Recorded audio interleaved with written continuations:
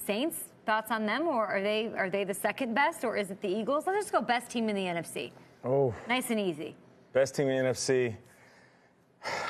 You know, early in the meeting I said the Rams, but then when I'm thinking about all this youth, it ain't the Rams. You know, it has me on the fence, but I'll still say the Rams. They're good. I'll say best and most exciting young team. Make the case. Well, this has changed. You've changed your tune in 2.5 hours. Well, listen, I'll still say the Rams. I just feel like there's other teams that you got to respect. I don't want people to sit on Twitter and say, Nate, well, what about the Eagles and the Seahawks? And listen, I love the Rams and what they're doing, and they're so young that they don't know what they don't know. And I know it sounds like a stupid statement, but trust me, these young teams in the league that are out there just playing every single week, lights out, that's something that they can have that can bode them well going into the postseason. So right now, if I'm answering your question, Kay, yeah, the Rams. What don't they have? What don't the Saints have?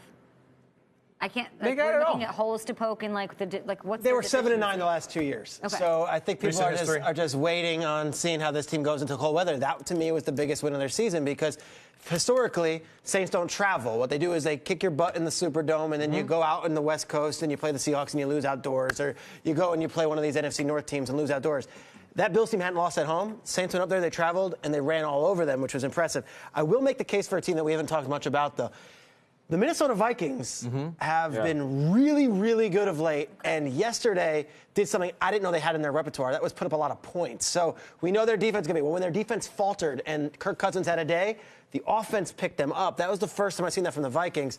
I love the NFC this year because you can make the case for the Rams, the Saints, the Eagles, and now the Vikings. To me, we didn't even talk about the Panthers. We didn't even talk about the Seahawks. So I'm curious to hear what you guys have. Really quick, there's also something to be said for you saying they don't have the experience. The adversity that the Vikings have faced last year and this year, have the Rams seen even a lick of that this year? You made that point last week that No they haven't really injuries. dealt with their big injury or anything like that. So that's a great point for the Vikings. It's true. We all learn different phrases from each other at the table sometimes. One thing I learned from you is recency bias. We've talked about recency bias. That is now working against the Philadelphia Eagles. They're coming off a bye. We haven't seen them in a while.